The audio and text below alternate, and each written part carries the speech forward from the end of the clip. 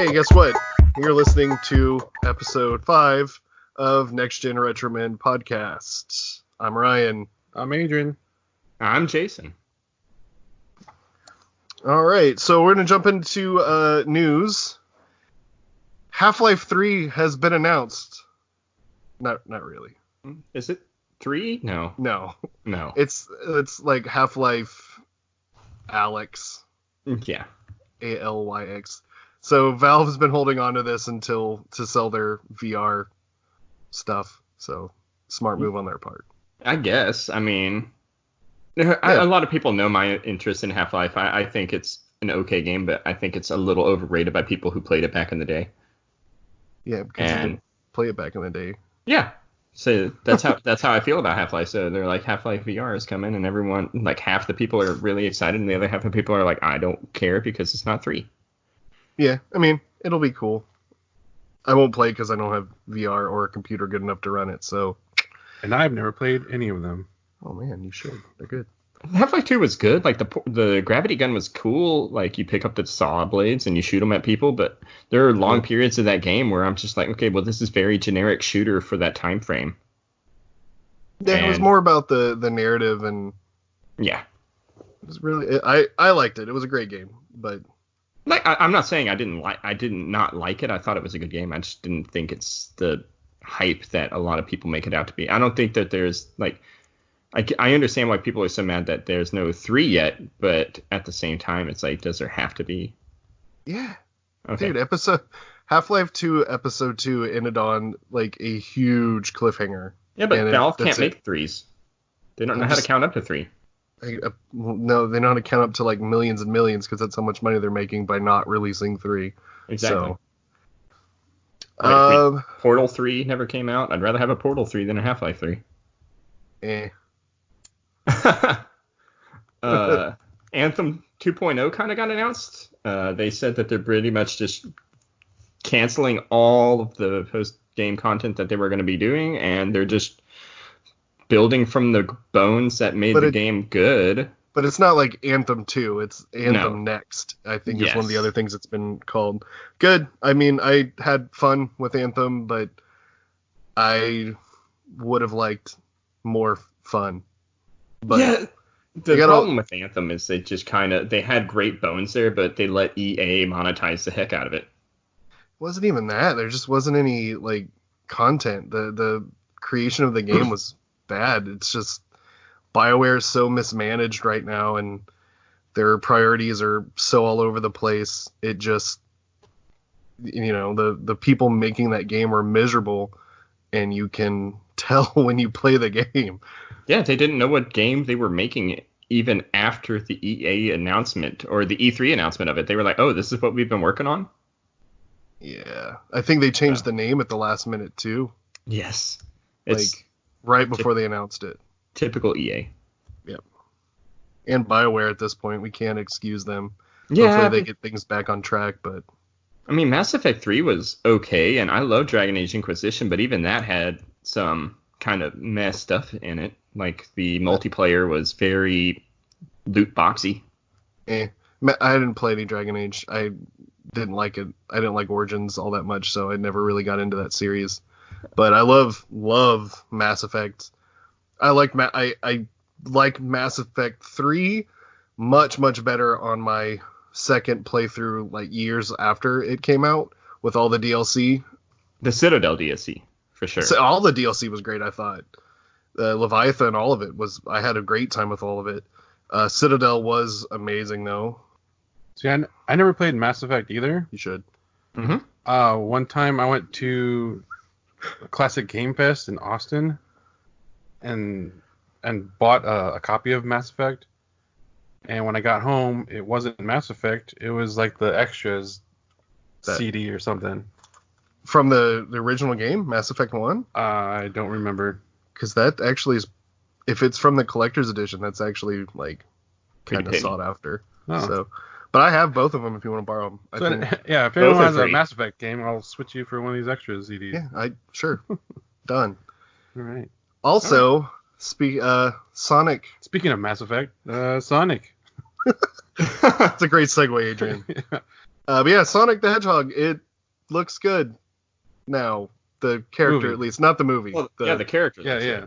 Dr. The Robotnik. movie still looks stupid, but you know what? I might go see it. Who knows? Like it. You think they did this on purpose? No, maybe. Oh, because that's a bad mess up if it's not. Oh on no, purpose. for sure. I read somewhere that this version of Sonic, like the new one that they just put out, the trailer was what the team originally wanted to do, and then executives like executive. Nah, make it shitty. Yes. Put teeth on him. Yeah, I mean God. I think it's really just they knew that with the dumpster fire of that trailer and the fan backlash is that they knew they wouldn't make money unless they fixed it. Yeah. And so they had to fix it, otherwise no one would have seen that movie. I was kind of interested. I want to see a cut of the version with the bad Sonic in it just for the laughs. Yeah, I mean, I hope that's a Blu-ray special feature. Yes. What if it's some kind of like double bluff, and like when we go to the movies, it's actually the old shitty looking teeth Sonic? I'm down. I would. You know what? At that point, you got me. Like all the new Sonic videos just for these trailers that are being put on TV and for the ads. The actual movie's like the old original. More power to them. Yeah. At that point, you've earned this, Paramount. I don't even care that much. I liked Sonic 1 through 3, but after that I feel like the game just became too wonky for me. I've never really been into Sonic. I was a Super Nintendo fanboy. I used to play them. My cousin had a Sega Genesis, so when I would go over there, we'd play Sonic, and it was fun. But it was always one of those things where I just couldn't see myself devoting a lot of time to that game like I did Mario, and I don't know. It just felt weird, like too fast and floaty jumping. I don't know. We're getting way off topic now, but the character itself, like, I don't dislike. I mean, it's just pure 90s edgelord, like, marketing, like, what do kids think it's cool. It's radical. Yeah, it's totally what Sonic is. Yes. Nintendo don't. Yeah, exactly. The Sonic fandom can be a bit creepy, though. You know, just deviant art, Sonic. Yeah, just Google your name with Sonic the Hedgehog. Or no, just your name, right? The Hedgehog, and ugh. Chances are it'll have eyeliner. Yeah. Did you see the one that had a dong on when you Googled yours? Adrian the Hedgehog has a dong? Dong? One of them, like a few down, had like one with no clothes on, and then one with like clothes on. So yeah, he had actually pretty impressive. Turn on your safe search. Anyways, search. So I know Jason wanted to touch on another creator talking shit. Scorsese, you bastard. Who? Oh no. No, that Alan was Moore, you bastard. Yeah. Dude, I'll defend Alan Moore. I'm sorry, like you can't be surprised by this stuff. He's been doing it since the beginning. He's a bastard. He part of his charm is how much of a grumpy curmudgeon he is. No, I mean I get it, but like just some of the stuff he's like. I have a quote here. Go. All right. Primarily, this is a quote from Alan Moore. Primarily, mass market superhero movies seem to be abetting an audience who do not wish to relinquish their grip on A, their relatively reassuring childhoods, or B, their relatively reassuring 20th century. The continuing popularity of these movies, to me, suggests some kind of deliberate, self-imposed state of emotional arrest combined with a numbing condition of cultural stasis that can be witnessed in comics, movies, popular music, and indeed right across the cultural spectrum. Later, he says, I would also remark to say for a smattering of non-white characters and non-white creators, these books and these iconic characters are still very much white supremacist dreams of the master race. In fact, I think that a good argument can be made for D.W. Griffith's Birth of a Nation as the first American superhero movie, and the point of origin of all these capes and masks. All right. That's a little intense for a comic book creator. The first part I not totally agree with, but I see where he's coming from on the first one. The second one, not so much. I really think he's just trying to go as extreme as he can, because that's what he does. If you've read any of his comics and stuff, like, that's Watchmen. what he does. Yeah. Like, yeah, the fact that Vendetta, the fact that people identified with Rorschach is great. Like, no, he's awful. Don't do that. Like, but in which he's come out and said, like, the people coming up to me and, like, saying they identified with Rorschach scares him. But again, when you see what Hollywood has done to Alan Moore and what DC has done to Alan Moore and, like, the things he's created. Did you see League of Extraordinary Gentlemen? Did you watch that movie? No. Oh yeah. Yeah, that was one of his first tastes of, like, Hollywood adapting his works, and he was like, fuck all of you from that point on. And you know what? I'm okay with it. I think we need, like, he's not just saying it. Well, he kind of is just saying it to be a dick, but he has, like, a meaning behind it. It doesn't seem like it's snobby. Like, this is an ideal that he's perpetuated this for his whole career, whereas other people, Scorsese, have just kind of jumped out and, like, man, fuck this. Like, I don't know. I'm not totally against what he's saying. Like, the first half makes a little sense, but the second half, it's just like, no. Again, it's Alan Moore. That's what he does. Kind of create some controversy. Yeah, he relishes in that. He makes something that makes sense, and then he says something to just create controversy to get his name out there. I don't. No, like, he doesn't. Y'all had to be like, y'all had to tell me who he was, and I googled him. I'm like, oh, Killing Joke. It kills me, dude, that you don't know who that is. It's Alan Moore. Like, that's all you really need to say. It's Alan Moore. Like, he looks like Gandalf. As soon as they said they were making, like, an HBO Watchmen series, I just was like, ooh. Alan Moore's going to have some shit to say, which I don't have HBO or anything, so I haven't seen that show at all. I'm fairly interested in it off of what I've read about it. Maybe I'll borrow my in-laws' HBO password or something and watch some of it. HBO, don't listen to this podcast. I mean, you know. While he's there know it's in their house. Also, Pokemon Sword and Shield came out. They've sold a ton of copies. Before the game came out, people were data mining it and digging through and finding all this stuff that was like, so there's they're calling it Dexit, which is so dumb. It's basically the Pokédex, the national Pokédex, like a ton of Pokemon are missing in it. And I can get why some people are upset about it because they've invested in it. There's like a Pokemon Home, I think it's called.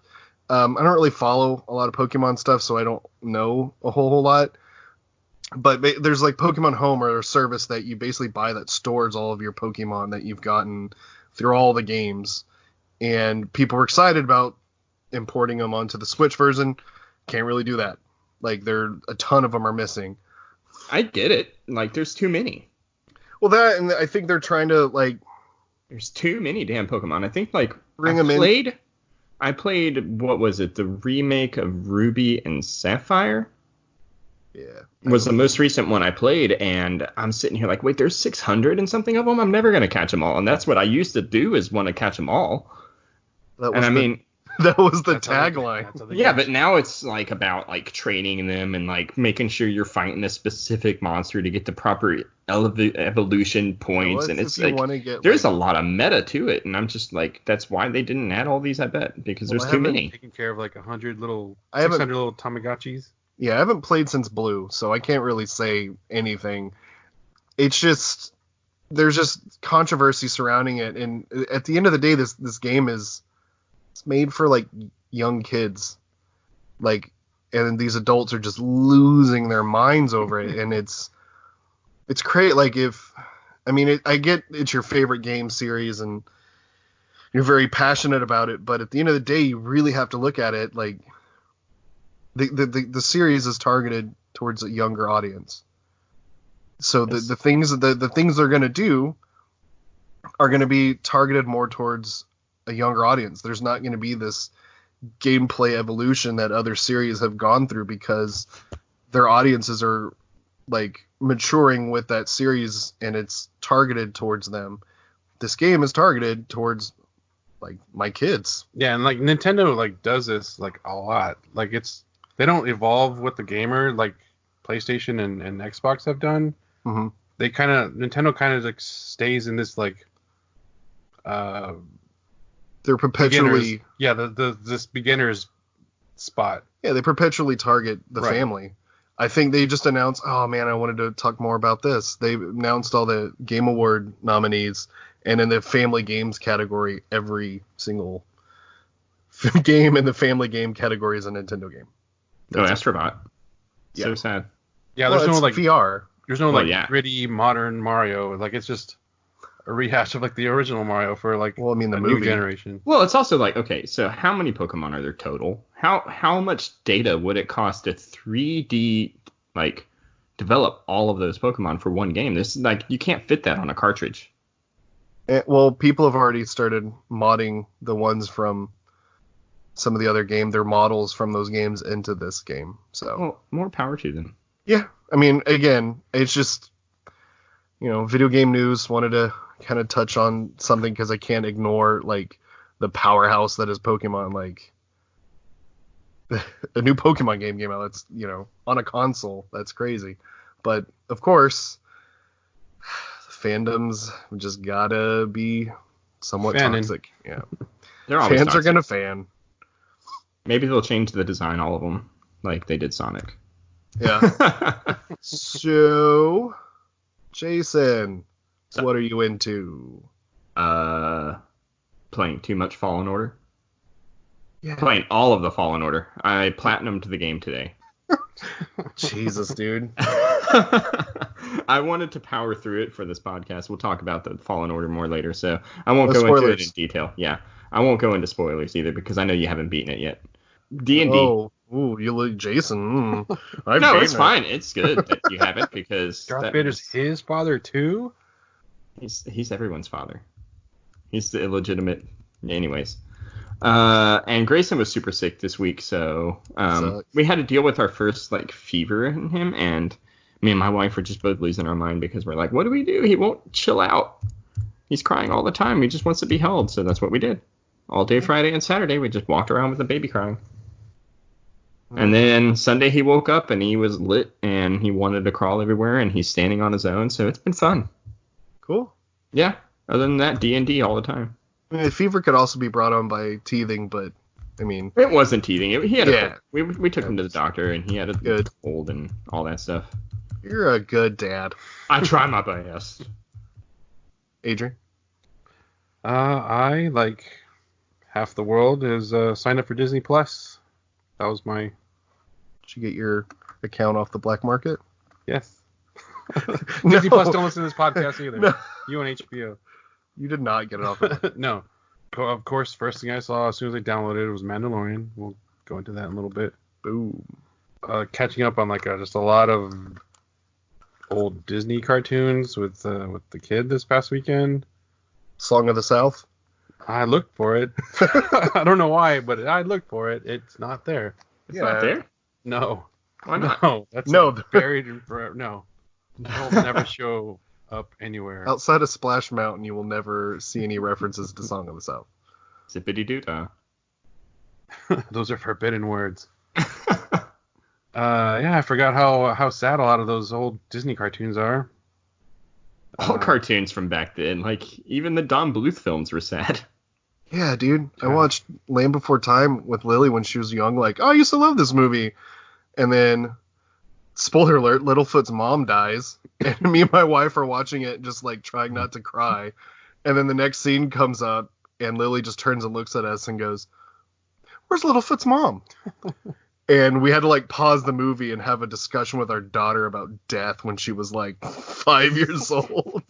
So yeah, a lot of those old movies. Yeah, we saw Lion King on Saturday, and as soon as that Mufasa scene hit, you see like the wildebeest just like in the herd. I'm like, oh god, here we go, I'm gonna lose it. So that scene hits, and then like our daughter is like, he's okay, he's just sleeping. Like, that's right, baby, he's just sleeping forever. It's gonna take the long nap. Oh yeah, and all the Pixar movies make you cry too. Yeah. And Forgot Homeward about that. Bound. Homeward Bound. I mentioned that's on Disney Plus. Golly. I don't think Yeah, I ever watched that movie. Or no, never I saw it? did. it's good. I did. It's No, good. I watched it. I don't know. I've never watched it again just because I don't like how they treated those animals. Oh no, but And don't they have disclaimers on some of the older movies too? Something like this is a anti-racism? product of its time or something. Yeah. Because Yeah. those racist ass crows in Dumbo, man. And Song of the South. Well, that's not even on there. they should put it on there and just be like, rated R. That movie's never gonna get released. What else? I got that Lego Marvel for the Wii U. Sweet. It's a The good first game. one? Yeah. Marvel That game's superheroes. great. Marvel superheroes. Cool. Have you opened up the open world area yet? I just played. I got it for the baby, so Uh-huh. she's just been kind of like Hulk smash. Yeah. So, Lily and I used to just like Iron Man and another character that flies and just flew around New York chasing each other. It was fun. Like that game is a lot of fun. yeah, it's a ton of fun if you just kind of just go nuts with your kid. When the PS4 came out, I bought that game and Killzone Shadowfall, and I believe I played Lego. No, I played Lego the next day with them, but like we had a blast playing that game. Yeah, It's a good game. Mhm. and then of course the curse continues. Are my cars in the shop? They're looking at our electrical outlets or whatever. Or, I don't know. I'm tired of this. Hopefully it's over soon. Yeah, hopefully. What are you into, Ryan? So, a few things I wanted to I forgot to mention last week. Band called Nile that I really like. They're like Egyptian Lovecraftian death metal. And this is like their first album in a while. And it's really good. And I've been listening to it a lot. And a lot of just death metal in general. I'm kind of getting back into that. For a while, I kind of got out of some of the heavier death metal stuff just because I only liked the stuff that I liked back when I listened to it. So I kind of started getting sick of listening to that over and over and over. So I started branching out a little bit more into, some kind of different stuff, but still, heavier rock stuff.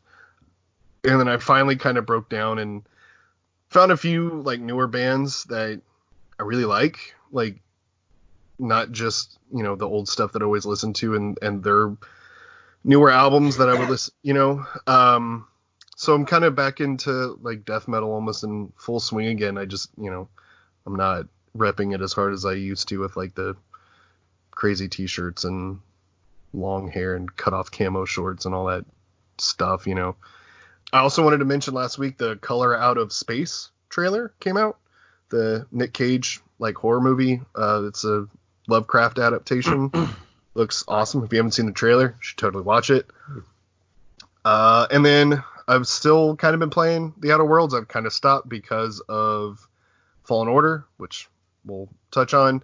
But one of the things I meant to mention about Outer Worlds that I absolutely love, and it's one of my favorite things in the game, is your speech skills translate to combat.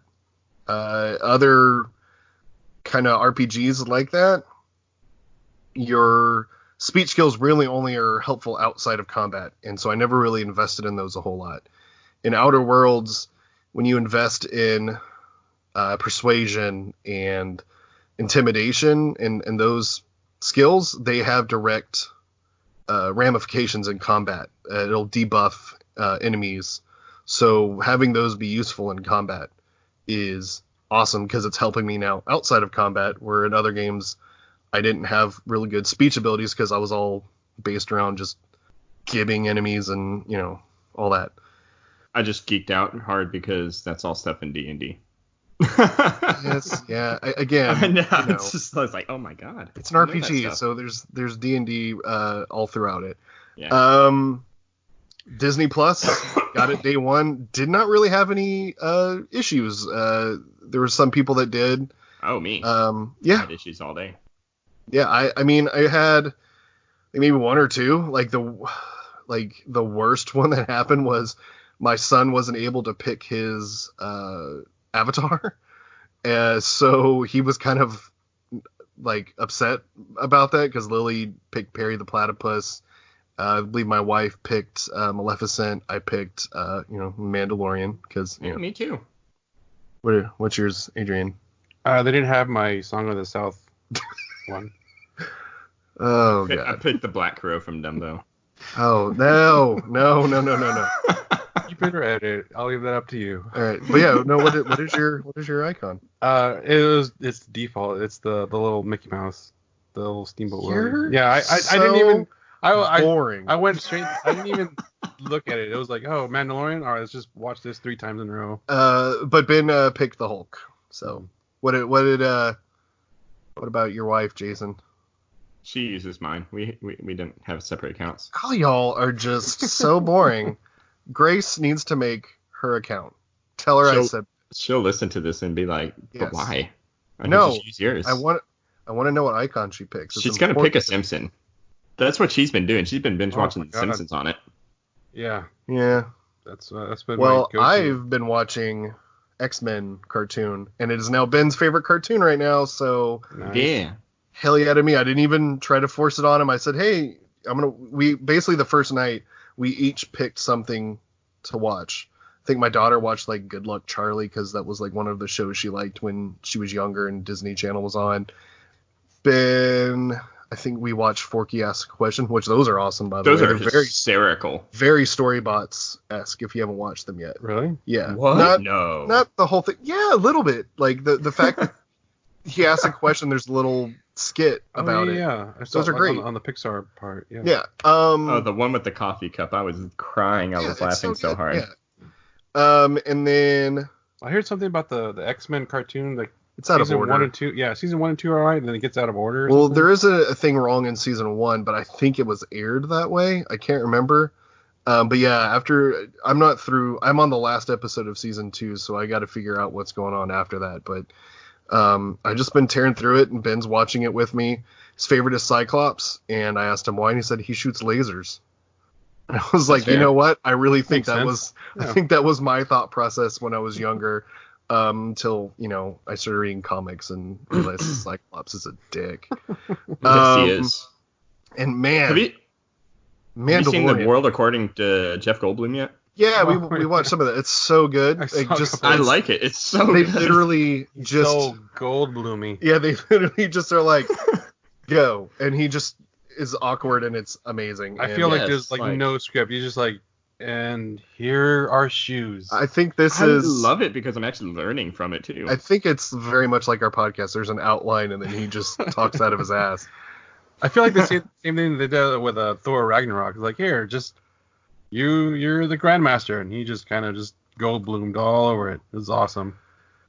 Okay.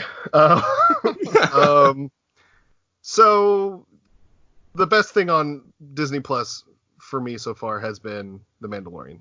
Just man, we'll talk about that here in a little bit. But so this episode is now going to shift hardcore into Star Wars. It was a great week for Star Wars. Mandalorian and Star Wars Jedi Fallen Order. Both of those were home runs, in my opinion. So we'll touch on those here in a little bit, but I want to kind of Star Wars is like multi-generational now. My parents had one, I had one, theirs was better than mine, and my kids have one now, and Theirs better than ours. there's we'll see. It definitely Yeah. appears to be that way. I think so, at least. It's a lot. So, There's this Jason, much like- sand. Shut up. But don't shut up because I'm going to ask you now. So, Jason, Star Wars, like memories of Star Wars. Oh God. So we used to do like my mother loves Star Wars because and Yeah. she kind of introduced me as early as she could, and my dad liked Star Wars because like my mom kind of got introduced to it during Return of the Jedi because her boss used to call her Jabba. And she didn't have any idea who he was talking about. And then she finally saw the movie in the theaters, and she's like, "You dick." And Your then, mom looks nothing like Jabba. yeah, well, I don't know how she looked back then. Just playing. But anyways, like she kind of forced Star Wars. She didn't force it on us, but we watched Star Wars like from very early ages. And every year we'd do a cookie day for Christmas time. We'd bake all the cookies and everything, and we'd binge watch all the Star Wars movies at the time. the special editions on VHS, and bake a ton of cookies and go blow through all those Star Wars movies. And at the end of the night, we play like a Star Wars Trivial Pursuit. So I don't want this to sound insulting, Jason, but I can tell you just from having met you like one time, your parents both really liked Star Wars. Oh, yeah. My dad's favorite character is the Rancor. Nerd! What? Yeah. He thinks it's not even the a character, really. He thinks it's the best part of the whole movie is whenever that Rancor shows up and eats that pig's head off. And then the dude with the fat dude cries. Yeah. I'm going to tell you. Did you ever read the Tales from Jabba's Palace? No. They touch on that, like each like ancillary, not each, a few ancillary characters from Jabba's Palace each has like a story, and one of the stories is about like the dude that keeps the Rancor. I love Star Wars for what it is. I didn't really delve into a lot of the outside story stuff other than like really Shadows of the Empire. I read that because the video game was fun, and at first chance I just wanted to keep the movies as pure to me as possible.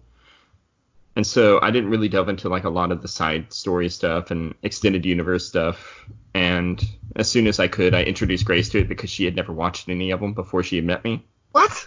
Wow. Yeah, she had never seen a single Star Wars. Did she know any of the spoilers? She knew, like, everyone knows the spoiler. Like, I think that's one of the most prolific lines in movie history, so everyone knows that by now. So what hold on, this is an important question. What order did you watch them? I made her watch the originals, and then made her watch the prequels, and then we went to the midnight showing of Force Awakens. All right, that's because I've always had that question in my head. How am I going to show Star Wars to you gotta do it the Tarantino method. I'll tell you here in a little bit. You gotta do episode 4 and 5, and then after he reveals that he's Luke Skywalker's dad, you show 1, 2, and 3. Whoa, spoilers! Yeah. Anyways. Great to see it. It's all right. Then you do the episodes 1, 2, and 3, and this pretend like the quality's kind of goofy because it's kind of a dream sequence. I like it. And then you do episode 6, and then 7, and then get mad at 8. I need to rewatch 8. I like. I never saw it after the theater. I need to rewatch it and really like digest it later on and see how I feel. Kind of like I did with Mass Effect 3. We'll see. I rewatched Rogue One this week because it's on Disney Plus, and God, that movie's so good. Oh yeah, I saw that one too. Dude, that final sequence with Darth Vader and the. That's like the first time you really see him as like terrifying. Yeah. As they always like make him out to be, like everyone's afraid of him, and like in the movies you're kind of like, yeah, but he's kind of this big clunky dude that's kind of like dick. I was like in the like prequels, gripping the he's chair, like a big emo. the arms of the chair. The movie theater first time I saw that. And then dude, he just tears down that hallway and just fucks all those people up. I was like, that's my favorite Darth moment. Vader is terrifying. That's awesome. My favorite moment in Star Wars. Like it's all terrifying the movies. enough to make my voice just crack right now. I've seen Rogue One maybe like 5 times, but I've seen that scene like 30 times. Yeah, just open it up on YouTube and get goosies. Hey, Jason, I am kind of annoyed that you didn't mention your bachelor party. Oh, we got drunk and played Star Wars Trivial Pursuit. Yeah, my bachelor party was a lot of drunk nerdy nerdy stuff. Didn't we have like a 30-minute long match of Nidhogg?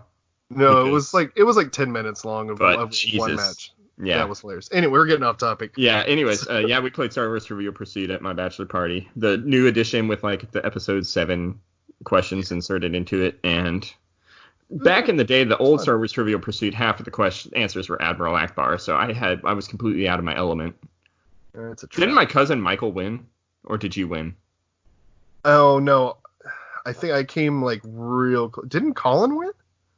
I think we all had all the pieces, and we were just trying to land on that center thing and hope for. No, I think I had all the pieces. I think you and someone else had all but one. Yeah. And then it was a back and forth between me and someone else. You and Colin. And then I kept getting like, what was the name of this ship that's the character I've never heard of was on in this movie? And then Colin got some bullshit like, what planet is Chewbacca from? And I was like, yes. Flip the table. Anyways, I'm not bitter. Adrian, Star Wars.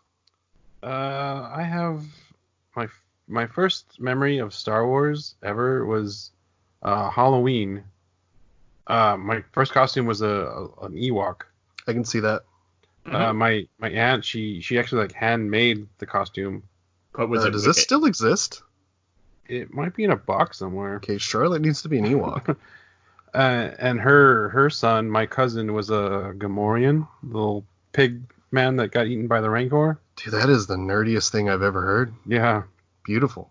I just remember, like, you think back, you have like these little like just picture memories. Like I remember like turning over and like seeing my cousin like in that costume. It was like being eaten by a Rancor. I'll never forget that. I actually wore that costume for my kindergarten costume party. Did you get beat up? No. They were probably like, "Who's Ganon?" No. I was the Ewok. Oh. Wicket? Were you Wicket? Like specifically, or just an Ewok? Just an Ewok. It was like a tan colored. It was a Battle of Endor deep cut Ewok. Yeah. But I remember getting like pissed off because like the judge of this contest, I guess it was like the principal, because it was like a school-wide thing. I won, but she's like, oh, because you win like this area and then you win the next round. She's like, oh, Mr. Bear, you won. Come to this round. And I'm 5 years old, walking around. I don't know what's going on. Like, Mr. Bear, come over here. You won again. Come over here on this side. And the whole time I'm like, I'm not Mr. Bear. I'm an Ewok. Maybe your Ewok's name was Mr. Bear. Like one word. Like, I don't know. Just saying. Yeah. Also, my kid's second birthday party was Star Wars themed. Yep, I got squirted with a lot of squirt guns, wearing a Boba Fett mask. Yeah, that was a lot of fun. Little Wookiee cookies and Admiral snack bar. Yeah. There was like so many like Star Wars food puns for everything. It was awesome. I had a good time. Yeah, we still have the little mask. She has a little Princess Leia mask. I think Ben has a BB-8 one somewhere around here. Yeah, I was actually looking through the old pictures and I saw that. Your daughter has a Boba Fett one. Yes. I want that one. I don't know where it is, so. Maybe y'all can answer this. What's the hype behind Boba Fett? I never understood it. The hype behind Boba Fett is he looks cool. Shut your mouth. Yeah, but that's it. He doesn't do anything. No, in movies. I'll get to it in my segment. All right? Okay. And then just like I guess my favorite memory of just Star Wars is going to like all the midnight shows of when the prequel came out, when the special editions came out in the 90s, this sequel trilogy, Rogue One, Solo. Just being out there and like at the midnight showings, everyone's going nuts. I think Solo's the only one I didn't see in the theater. I still haven't watched that the whole way through. You're not missing much. It's not bad. It kind of hit whenever Star Wars fatigue was at its highest. Yeah. Yeah, I don't know.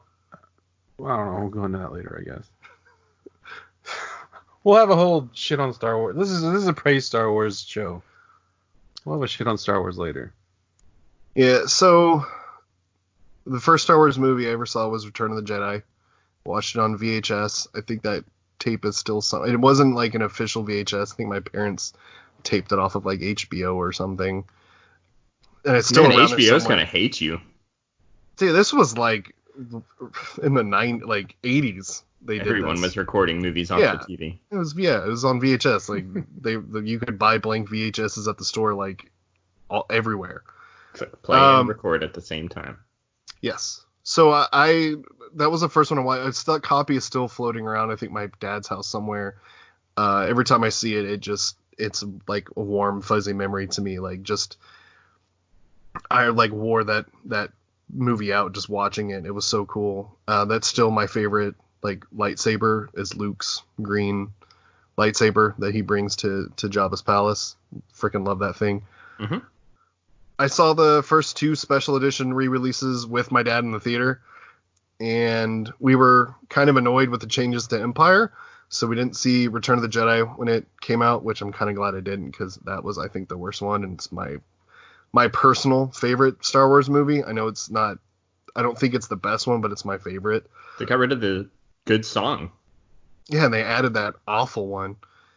So I remember another just memory. Kelly walked into me one time when we were engaged, and then we had like an apartment together.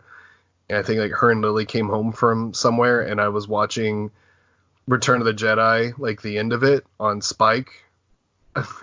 Hayden Christensen was like at the end of the movie as like the Force Ghost, and I was literally yelling at the TV when Kelly like opened the door and walked in and was just like, "What is wrong with you?" And I was like, "Dude, what are they doing? This is bullshit!" Like losing my mind. I think it was when she realized like, oh, Ryan's crazy about certain things. I remember growing up, I had a Boba Fett poster on my wall. Boba Fett is awesome. Don't care what you say. I read Tales of the Bounty Hunter. I read some of the Boba Fett books. He is awesome. I had the Slave One, the toy. Yeah, I have when I won my fantasy football league a few years ago, my prize money, I bought a Lego Slave One. It's awesome. He just like, his ship looks cool. He looks cool. Boss gets better. I love all the bounty hunters. Like I have little mini figs of all the bounty hunters like next to the Slave One also. Bosk, Forlom, IG-88, Zuckuss, and Boba Fett, right? And Dengar. Dengar's the worst. Slash, he's really kind of cool in Tales of the Bounty Hunter, though. Anyways. Greedo's doesn't count. McClunky. So I read a few of the books, but my, like, most recent, like, favorite Star Wars memory was like watching Lily just get super into Star Wars when Force Awakens came out.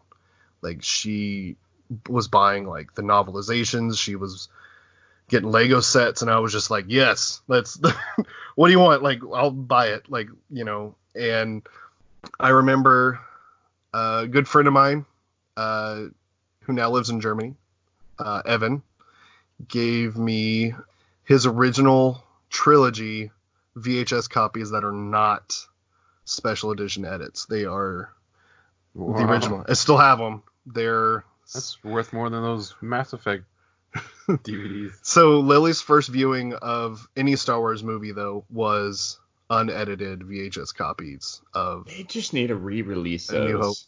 Yeah, Put that on Disney Plus, and you could make so much money. Yeah. So, but that was Lily's first viewing. So if you want Charlotte to watch Star Wars, get a VHS player, and I will, or VHS player, a VCR. What do they call those now?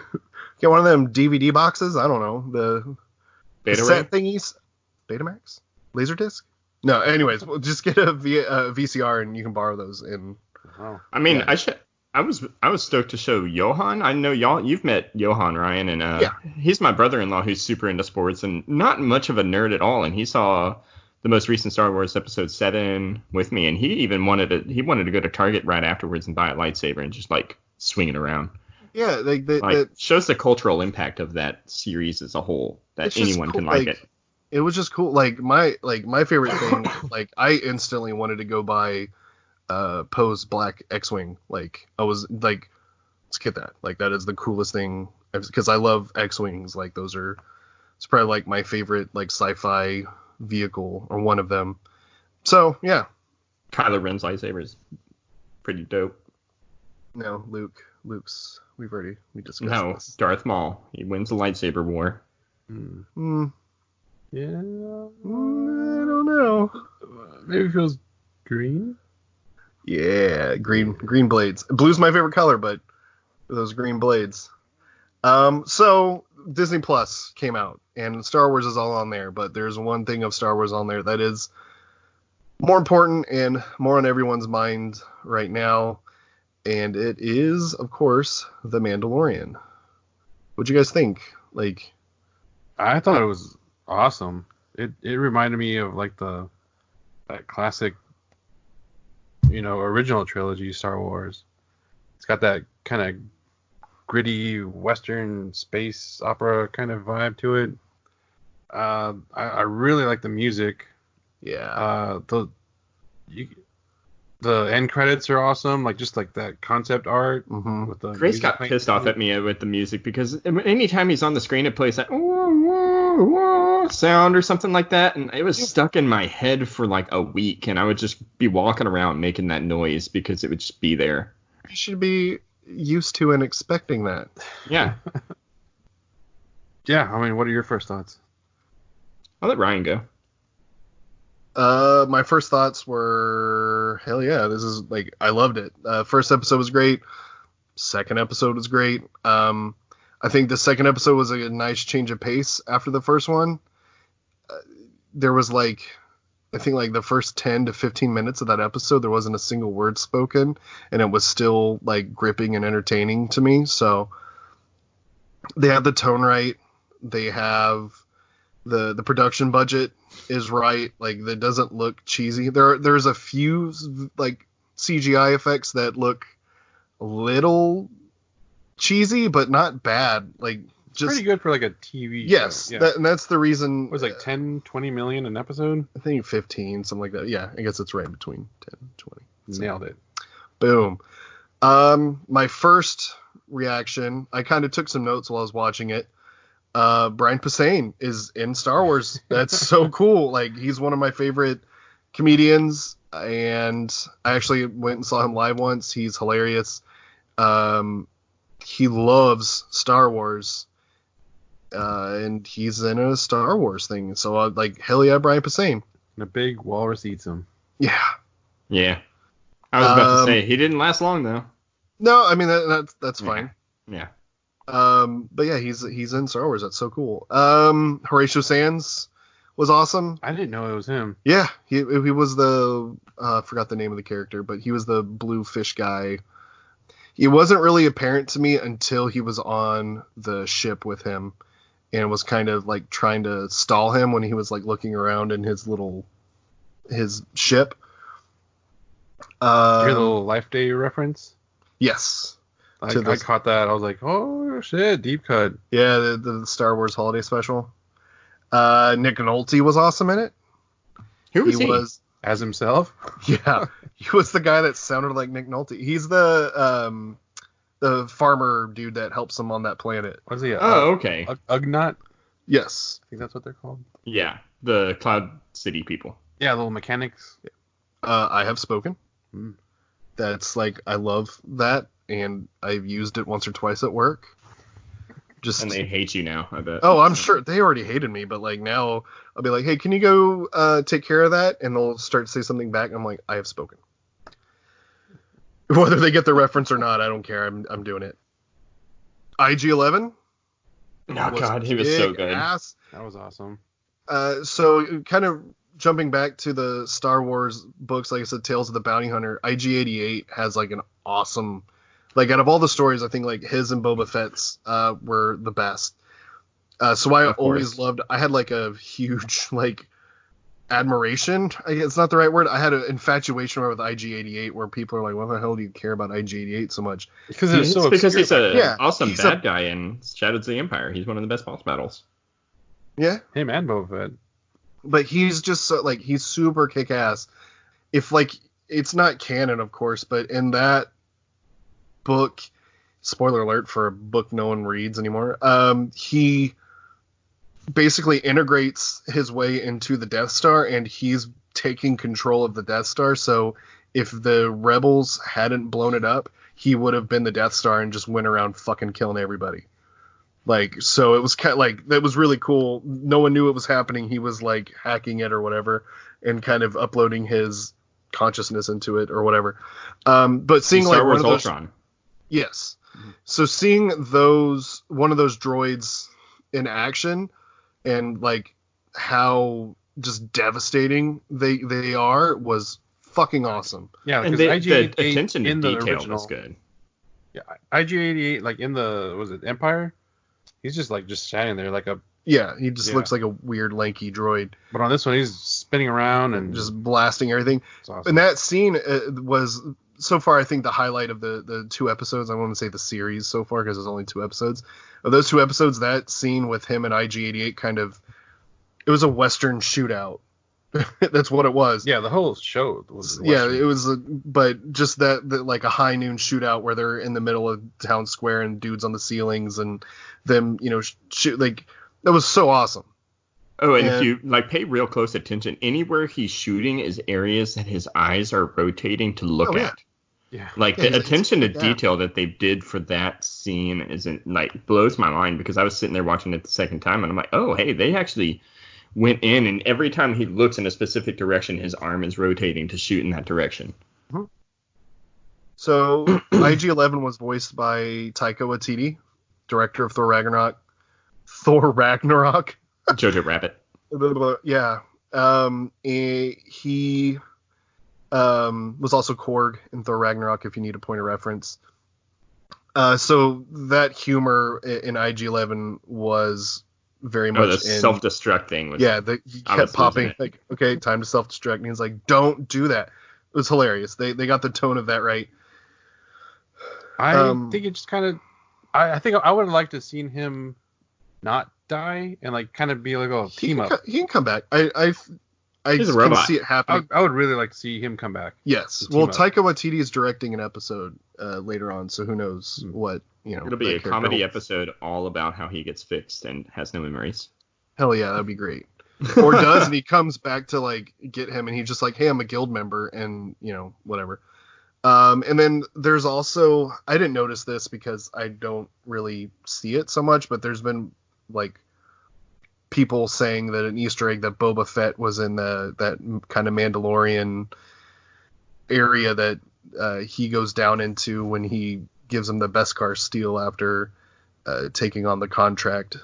I saw that, and I just he was there. Yeah, there's it could I just think it's an Easter egg. Like, it's just one of them. Another Mandalorian. It's another Mandalorian who just happens to be wearing armor that's like Boba Fett's. Yeah, but I mean, even if it was, I don't think it's like Boba Fett is there. Like, it's very much just like a wink, wink, nod, nod. Yeah, like right now, Boba Fett's dead. Yeah, in canon right now he's dead. Intents and purposes. I mean, yeah, he got killed by a blind man at the Starlight Pit because he sucks. Fuck you. Anyways, so I won't touch on the tiny adorable elephant in the room because I'll let Jason get on that. Oh yeah, pretty much I'd die for Baby Yoda. Because they don't have a race name, so everyone's just calling it Baby Yoda, but that is, like, I looked at it and I'm like, oh, Grayson. That's so cute. And then I love... Definitely adorable. I love episode 2 when he starts walking around. Yeah. Oh my god. Yes, and eats that frog. And the like tadpole T-Rexes that Grace called them were probably one of my highlights. Just seeing them bounce around, and I'm like, golly, for this show to be so serious and also be so goofy at the same time makes me happy. Yeah, it's tonally, it's well done. Tonally, the first episode of that season was all over the place in such a good way, because the first third of that episode is like him hunting the blue guy and taking out those dudes in the bar and just like completely wrecking him, didn't say much. And then the second third of that episode was him like getting the contract, and then the last third was him like learning how to ride stuff. And it's just such a goofy all over the place, and it shows like where this show can go per episode. Like, it can have a comedy aspect. Reminded me of Firefly. Yes, in good ways. Yes. I'm curious to see where they take the Mandalorians in general, because I'm really interested in seeing where they take their race or their culture as a general, like in general in the future. And I love the fact that coming in, we had no idea what the show was going to be about. Now it's kind of like The Hangover, where it's like the Mandalorian's taking care of Baby Yoda and no, it's very much sure that he doesn't get. It's very much like Wolf and Cub. Like, it's definitely like Western tropes are all over this thing. Like, yes. Like, I'd say more than The Hangover. It's. I will say that the Mandalorian, Western he's not that good at fighting beasts. He gets his ass kicked by a bunch of beasts. Yeah, he kind of sucks in a lot of ways, but I mean, I like that he's grounded and not a super overpowered character. Yeah. Yeah, like he's badass, but he's not like, an invincible badass. He's determined. He gets beat up by a tadpole T-Rex. Yeah, I mean, he's determined, he's skilled, but he's not invincible.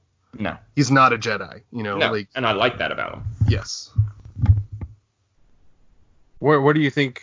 Where would you like to see this story play out? What do I want to see? Yeah. What's the timeline? When does this story take place? This is after Return of the Jedi. I don't know how long after Return of the Jedi, but the Empire is fallen, and it's kind of they're waiting. There's a power vacuum. They're waiting for something else to come. So the First Order hasn't really come around yet. So it's kind of lawless frontier type stuff. That's why in the first episode he says he's going to pay him in Imperial credits, and he's like, don't, like, those are worthless. So he gives him shiny metal. Well, no, that's the Imperial kind of guy, the Werner Herzog character. Yeah. Gives him the Beskar steel, but Carl Weathers. Oh yeah, man, Carl Weathers. Carl Weathers. Dude, yeah. All in the hips. Yeah, I sent you that meme, Jason, where it was him offering a bounty on like an alligator with one eye, a predator, and oh damn, what was the other thing? Ivan Drago. Yeah, I laughed so hard when you said that. Not because of Drago but because of the alligator, because I forgot he was in. Yeah. Happy. Chubs. Anyways, I want to going way back to the top. I want to see. Yeah, I want to know more about the Mandalorians. Like the Nick Nolte's character, touched on the mythosaur. Like I want to see more about that culture, and the Forge scene was awesome with her like making him that pauldron and touching on the foundlings, and that's where I want to see the story go. I know that's kind of hopefully where it goes, but I know it's probably not. Like they're gonna focus more on Baby Yoda and it being able to use the Force, and him not wanting to turn it over to to get this Beskar steel. And yeah, I hope that the Baby Yoda thing is kind of like a quick wrap up. I feel they're gonna drag it on. Oh yeah, it's gonna be dragged because the whole season. The character that came in that like he pulled the gun on and kind of flinched had, and I saw this on a recap video that I watched. He had a Camino crest on one of his shoulders, so that's what's got me thinking it's a clone. Whether that's true or not, I don't know, but it Episode 9 spoiler, Rey is a clone of Baby Yoda. Yeah, I'm down for that. I'm okay with that. Or just Baby Yoda like bursts out of her chest like Alien. Yeah. You think there'll be any crossover with the movies? No. I don't think so. I think there might be a wink and a nod. Maybe like they'll just be. Yeah. If Marvel can't do it, then Star Wars. His ship might show up in that big final battle that they've kind of hinted at in the most recent one, because the ship from Star Wars Rebels was seen in that big final battle. Maybe. But other than that, I can't see any big reference, because they've kind of done a weird job on keeping this new extended universe that's all canon separate from the main movies. Yeah. Like, if I don't know if any of y'all have watched any of the Star Wars Rebels or the Clone Wars stuff, but I mean, there's like other weird pseudo Jedis out there that they never even mention in the movies, and it's like, okay, well, I watched some of Clone Wars, but I didn't watch Rebels. I didn't like the animation style on it that much, but I've heard the story is like really good. The story's so good. So yeah, I might give it a shot now that's on Disney Plus.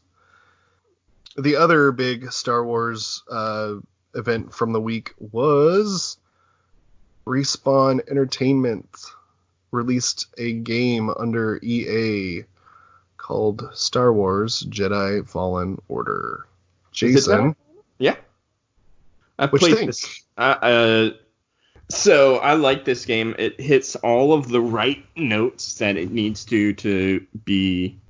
It's its own thing, but it's not. It's taking the best of a lot of different genres. Like you got the Souls-ish combat. As it advanced later on, like it's less Soulsy and more actiony, but it's a lot more like Sekiro, where it's very focused on parries and blocks and dodges.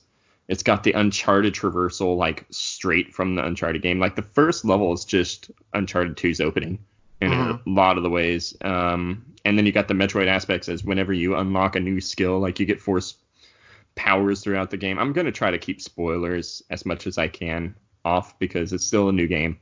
But you unlock new powers, and then you can go back to the planets that you've been on before and use those powers to unlock more cosmetic stuff. And more upgrades for your character, and as a whole, Respawn just knocked it out of the park with this game as a storytelling aspect, in my opinion.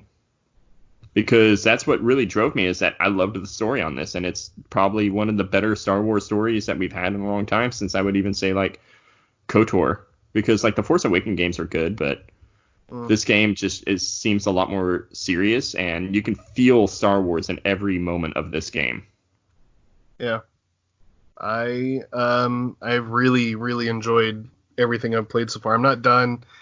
I can kind of see me getting closer to the end, just as far as the skill tree upgrades that I've gotten and how much of those I have left, and just the way the story is going. I kind of feel like I'm getting closer to the end. I don't know how much longer I have, but I've put a decent amount into it. Yeah, Don't tell me. I'm not going to tell you anything. So I'm going to touch on the two kind of negative things real quick. Oh yeah, I'll talk Sometimes about the enemy too. spawns are a little janky. Like, I'll go into an arena and enemies with in an idle pose, like with their arms out to the side, just kind of float in and then start attacking me.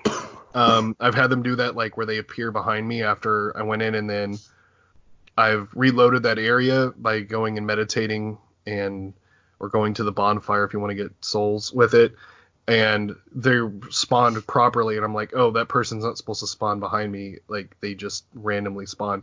And I've had that happen in a few different areas, and in one area multiple times.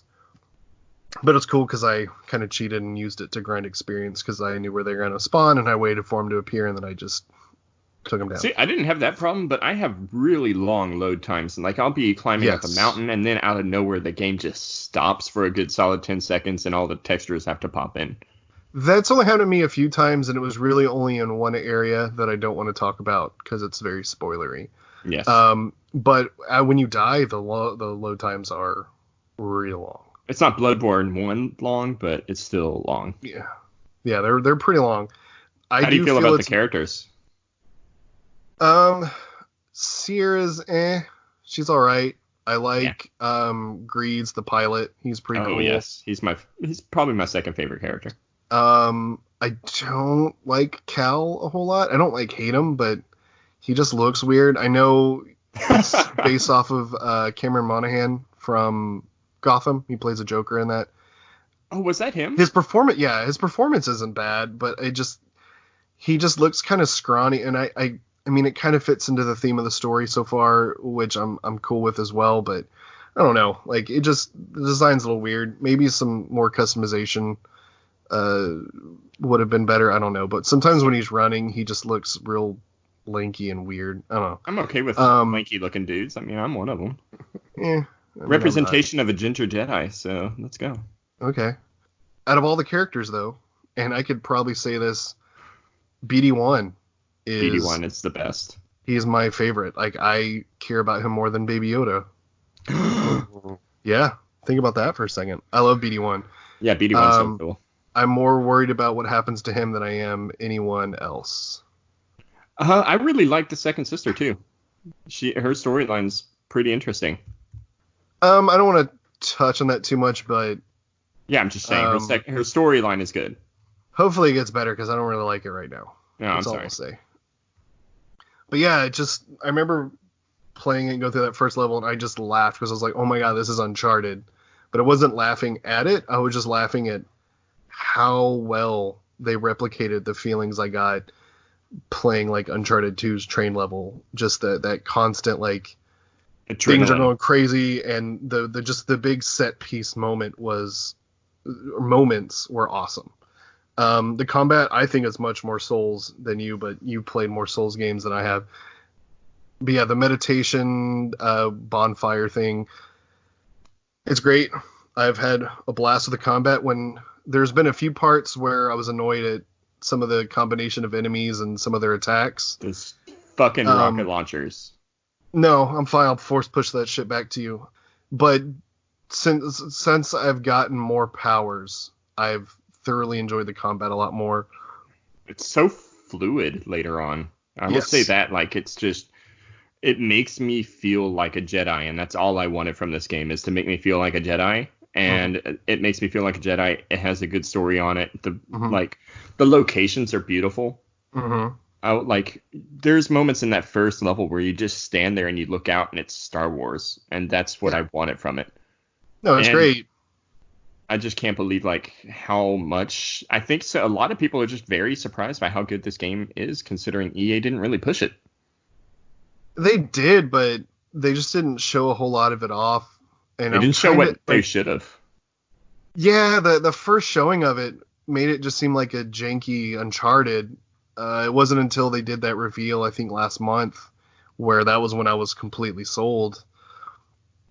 But this Because just it was again Souls. just solidifies, Respawn. in my opinion, Respawn as a top tier developer. Yes.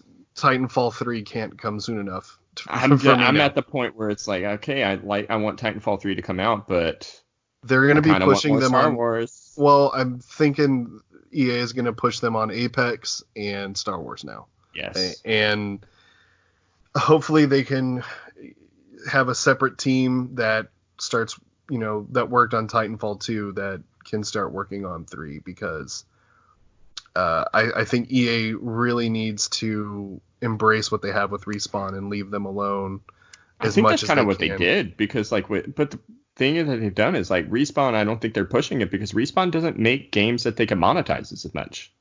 They don't Yeah, have like loot boxes or anything in this game. no, not at all. Which is again great. The other thing that made me really happy when I booted it up, and it was something I forgot about, it's Unreal Engine. It is not Frostbite, and that is fantastic news. Mm-hmm. It's probably why it loads so slow sometimes, though. Whatever, I'll take that. Yeah. But yeah, I right now I can't rate the game just because I haven't finished it yet. I could rate it, but it is one of my favorite games I've played so far this year, easily. yes. Easily. I'm having a blast. Adrian watched me play a little bit of it before we recorded, just because he doesn't really kind of play a lot of the newer stuff. What'd you think? Retro man thing. Uh, What I think it looked awesome. That I'm not gonna go into spoilers or whatever, but yeah, that one scene that we were playing, or that he was playing, it's intense. Yeah, he got to see like one of the kind of Uncharted set piece moments. He didn't really get to see the traversal Souls combat stuff for the most part. So Yeah, but there's A lot of like three Metroid segments of that Prime game. almost. yeah, he got to see me. I kind of showed him the map, which is from Metroid Prime. The scanning of enemies is awesome. I love that. They let you scan enemies to get tips on how to beat them, which is very much Metroid Prime. Oh yeah. They're not doing anything new here. They're just taking things from other games that are good and making a great game out of the pieces of other great games. And adding the Star Wars license onto it and not messing it up. Yes, which was kind of That's all we needed. Yep. So, if you haven't played Jedi Fallen Order yet, please do so. It's going to be on sale for Black Friday. I think they've already kind of shown that. So, if you're on the fence, get off the fence and go pick it up. If you have a PS4 Pro, turn on the performance mode and take Yes. off the other mode, because the timing on parries is very important on later difficulties, and that performance mode makes it so that you can actually parry. Yeah. Yeah. So I think that about wraps it up. I know coming up is Thanksgiving. Adrian and I will be having a kind of Friendsgiving this weekend. And part of that Friendsgiving is going to be us attempting some kind of D&D something or other. We're not sure how far we'll get. Another part will be a lot of ham. Yes, ham and dungeons and ham. But I think Ham we're and going to at least try dragons. to create our characters. I'll be dungeon master for it, so I won't create a character. But I'll be ham master. cool that you can make that a part of your character. So it's gnome fighter right there. Boom, fighter, and you love ham. So yeah, we'll talk a little bit more about how that experience went on our next episode, and talk about some our favorite parts of Thanksgiving, and more on that next week. God, Thanksgiving and Christmas are coming up so fast. Yep. Cool. Yeah. I ain't got a problem excited. with that. Well, you can Follow us on Instagram at NextGenRetroman, Twitter at NextGenRetroman. Drop us an email at nextgenretroman@gmail.com. We're getting a website putting up soon-ish, maybe early next year. I don't know. Yeah, I'd say early next year. Yeah, we'll see. But we'll get that up. We'll give you details on that. You can find us on Facebook.com/NextGenRetroman. And Happy Thanksgiving. Yeah, happy Thanksgiving, guys. Happy Star Wars. Enjoy that D&D. Anyways.